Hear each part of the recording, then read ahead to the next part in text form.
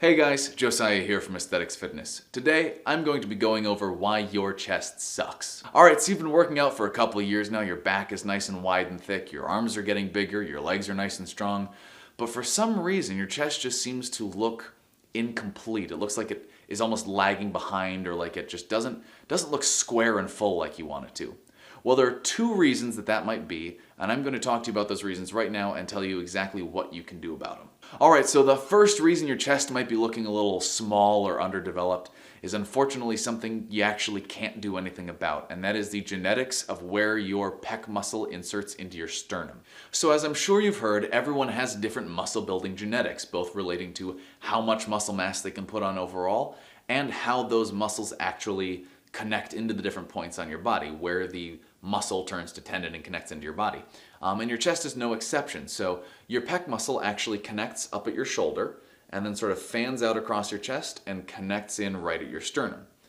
Now, some people's pec muscles, they actually connect in the middle kind of like this, where they almost look like they're overlapping because one muscle belly hits the other muscle belly and just forms a straight wall of muscle right down the middle of your chest. If you have that genetic capability, awesome. You are good to go. Just keep on building your chest and you're going to look great.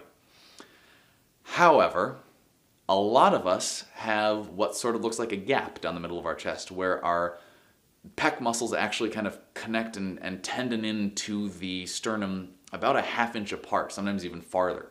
And you can notice this especially when someone's at a lower body fat percentage where their chest kind of looks like it has a bunch of fingers that grab into their sternum and then just a space in between where it's just bone, there's nothing there.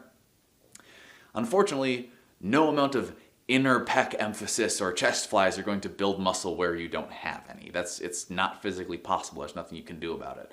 So if when you flex your chest and you're at low body fat, if you see this kind of little zigzaggy line down the middle where the pec muscles don't quite interlock, sorry to say, it's always going to be that way. By building more pec size and getting your chest as big, as strong as it can be, you can minimize that appearance, but it's still not going to be quite the same as if your pec muscles connected straight in the center of your chest. Alright, done with the bad news, on to number 2, which is something you can do something about. The second reason your pec development might be looking a little lagging is because you're neglecting your upper chest. So a lot of people when they go into the gym, they'll do flat bench press, flat dumbbell press, and some dips and maybe some chest flies, something like that. But the problem is that your upper pec fibers, which are the ones that kind of originate at the shoulder, run just below your collarbone and connect about a third of the way down your chest, those are actually kind of getting ignored by those motions because the lower portion of your chest is a lot bigger and stronger, and so it kind of takes over and your upper chest sort of lags behind and lets it take the work for it. And so what you have to do is make sure to add exercises in that are going to really emphasize your upper chest, because without that, those muscles will remain underdeveloped, and so your chest is going to kind of look flat and non-existent up top and then transition into muscle as you go down. If you've ever seen what a lot of people kind of call the man boob look, where their chest just looks kind of flat and underdeveloped up top and then overdeveloped at the bottom, that's sort of what's happening. Is people are doing a lot of flat and decline bench press and not emphasizing their upper chest. Now, if you've ever looked at someone who has really good overall chest development, you'll see that their upper chest looks very square, where it connects into their collarbone and then into your sternum and down. There's a lot of, thick, substantial muscle mass there, and it prevents the chest from looking uneven and unbalanced. It really makes it look a lot bigger than it actually is. So, how do you emphasize your upper chest? Well, the best way to do that is with an incline bench motion. Basically, take your flat bench and move it up about 30 degrees. You can hit that either with a barbell bench press, just like you would your normal bench, or I prefer to hit it with a dumbbell bench press because you actually get to exercise a fuller range of motion of your upper pec fibers. A lot of people don't know this, but basically your pec muscle serves two purposes. The first, of course, is to assist in pressing motions where you're pushing straight forward, but the other one is to actually bring your arm to the center of your body and it squeezes really tight there.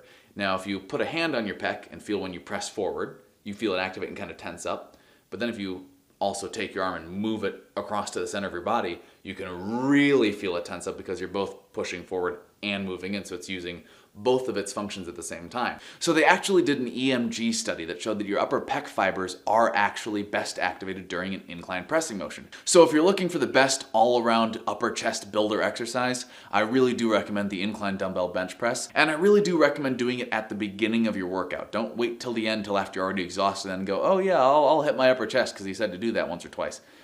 Do a good solid 3 or 4 sets of a good heavy weight, progressively overload that at the beginning of your workout, because it really allows you to emphasize that and make sure that your upper chest will help catch up to your lower chest because you're already going to be hitting that with a lot of other motions throughout your workout. Alright guys, that's it for today's video. Thanks for watching. If you enjoyed the video, remember to leave a like down below and of course subscribe to this channel because I've got new videos coming out all the time.